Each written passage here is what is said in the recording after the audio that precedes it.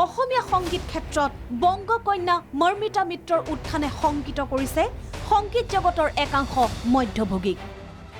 শেহতীয়াকৈ সংগীত শিল্পী অনুপম শইকীয়াৰ এটা ফেচবুক পোষ্টে সৃষ্টি কৰিছে জোকাৰণি। ফেচবুকত অনুপম শইকীয়াৰ আৱেগিক পোষ্ট, মই মৰ্মাহত হৈছো। অনুপম শইকীয়াক আক্ৰমণৰ লক্ষ্য কৰি এইজন সুৰজিৎ বৰা বাবলিৰ এটা ফেচবুক পোষ্টৰ পাছতে শিল্পীগৰাকীৰ এই প্ৰতিক্ৰিয়া সামাজিক মাধ্যমত।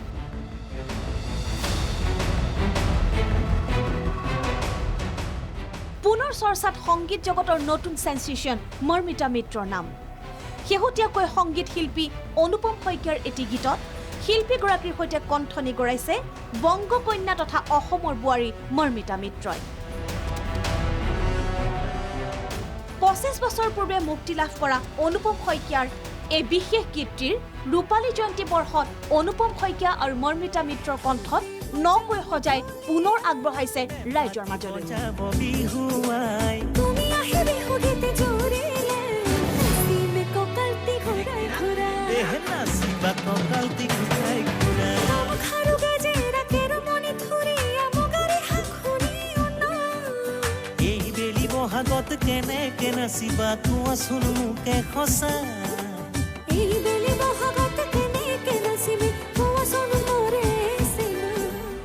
কিন্তু বংগৰ এগৰাকী শিল্পীয়ে কণ্ঠদান কৰাটোৱে যেন দুখ হ'ল সংগীত শিল্পী অনুপম শইকীয়াৰ।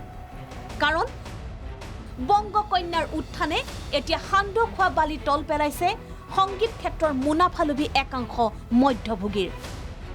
অনুপম শইকীয়াক আক্ৰমণৰ লক্ষ্য কৰি সংগীত ক্ষেত্ৰৰ মধ্যভোগী হিচাপে পৰিচিত এইজন সুৰজিৎ বৰা বাবলিৰ সামাজিক মাধ্যমত এটা বিতৰ্কিত পোষ্ট। তাৰ পাছতে সামাজিক মাধ্যমৰ জৰিয়তে সংগীত শিল্পীগৰাকীৰ এই প্ৰতিক্ৰিয়া। হঠাৎ এটা পোষ্ট পালো, পোষ্টটো লিখিছে সুৰজিৎ বৰা বাবলি। কি যে হ'ব অনুপম দা যদি আজিৰ দিনত টিআৰপি বিচাৰে কি ক'ম, লাজ লাগে। আহিব অনুপম দা, মই দিম আপোনাক টিআৰপি। বঙালীক ভৰিত ধৰিব নালাগে। 1999 চনৰ পৰা মই ধাৰাবাহিকভাৱে অসমৰ বাহিৰেও বিভিন্ন বাহিৰৰ শিল্পীক গীত গাই আহিছোঁ। অকল ময়ে নহয়, মহেন্দ্ৰ হাজৰিকাদেৱ, কৃষ্ণমণি নাথ, মৃণালকান্তি মেধি, আমাৰ অভিজিৎ বৰ্মন ইত্যাদিকে কৰি তাৰোপৰি জিতুল দাই বাহিৰৰ শিল্পীক গীত গাইছিলে। ঠিক তেনেকৈ NK প্ৰডাকশ্যনেও গীত গাইছে। ঠিক তেনেকৈ ডক্টৰ ভূপেন হাজৰিকাৰ পৰা বুলি ধৰি বিশিষ্ট ব্যক্তিবিলাকৰ ক্ষেত্ৰততো এইখিনি সদায় সেইখিনি কথা হৈ আহিছে। জয়ন্ত হাজৰিকাৰ পৰা বুলি ধৰি গোটেইখিনি গীত গাই আহিছে। মই এইবাৰ এটি গীত গোৱালোঁ নতুনকৈ, নাচিমে কঁকালটি ঘূৰাই ঘূৰাই। সেই গীতটি বংগৰ কন্যা অসমৰ বোৱাৰী মৰ্মিতা মিত্ৰই গাইছে। সেই গীতটিক লৈ কিয় ইমান বিতৰ্ক হ'ব লাগে? সুৰজিৎ বৰালৈ অনুপম শইকীয়াৰ পোনপটীয়া প্ৰশ্ন, কাৰ প্ৰৰোচনাত পৰি তেওঁ এনে এটা পোষ্ট দিব লগা হ'ল?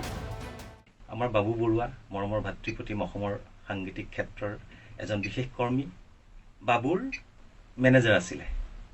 সেই সূত্ৰেই মোৰ ষ্টুডিঅ'লৈ আহে।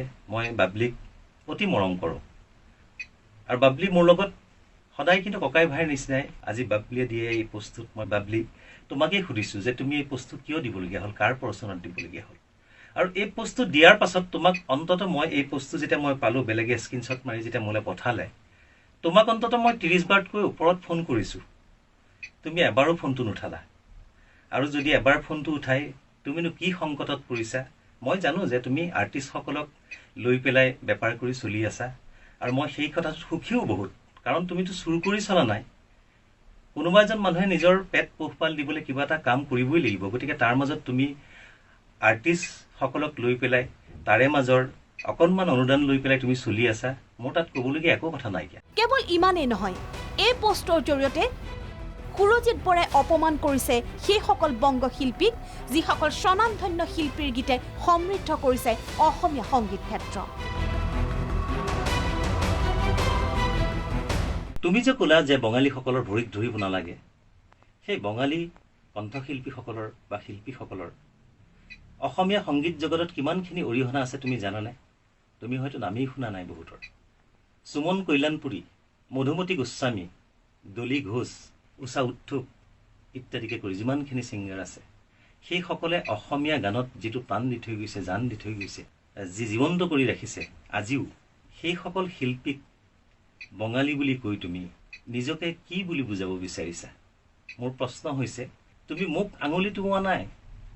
বাহিৰৰ শিল্পীক যিসকলে গীত গোৱাইছিলে সেই সকলো প্ৰত্যেকজন শিল্পীক তুমি আঙুলি টোৱাইছা। অসমৰ ইতিহাস, অসমৰ সংস্কৃতি একো নুবুজাকৈ নজনাকৈ তুমি এটা কথা লিখি দিব পাৰা, য'ত তোমাৰ বেপাৰকেই খালি সৰগত কৰি লৈছে। অন্যহাতে শিল্পীগৰাকীৰ পক্ষত থিয় দিছে বিশিষ্ট সংগীত শিল্পী মহেন্দ্ৰ হাজৰিকাই।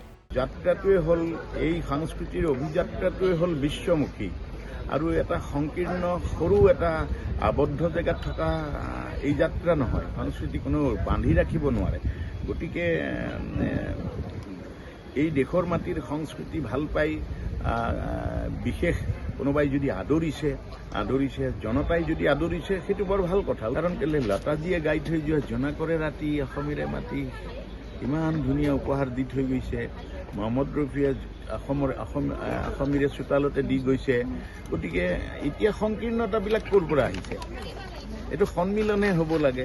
বিহু আমাৰ ইয়াৰ অসমৰ সংস্কৃতি লৈ পেলাই, আমাৰ বাপতিসাহোন সংস্কৃতি লৈ পেলাই কোনোবাই বিশ্বমুখী যাত্ৰা কৰিব খুজিছে যদি আমি ভালেই পাব লাগে। আমাৰেই বাৰ্তা যাব। মই কিন্তু আদৰাতহে আছোঁ। সাংস্কৃতিক জগতৰ এইসকল মধ্যভোগীক আজিয়ে চিনি থওক আপুনিও। হয়তো আপোনাৰ পদূলিটো শিল্পীৰ হৈ দালালি কৰিবলৈ কেতিয়াবা উপস্থিত হ'ব পাৰে এওঁলোক। শিল্পীৰ মাজত বিভেদ সৃষ্টি কৰি ৰাজ্যত গোষ্ঠীগত সংঘৰ্ষ সূচনা কৰিবলৈ হাত উজান দিয়া এইসকল লোকৰ বিৰুদ্ধে আৰক্ষী তথা প্ৰশাসনে কি ভূমিকা গ্ৰহণ কৰে সেয়া হ'ব পৰৱৰ্তী সময়ত লক্ষণীয়। News desk report, Prag news.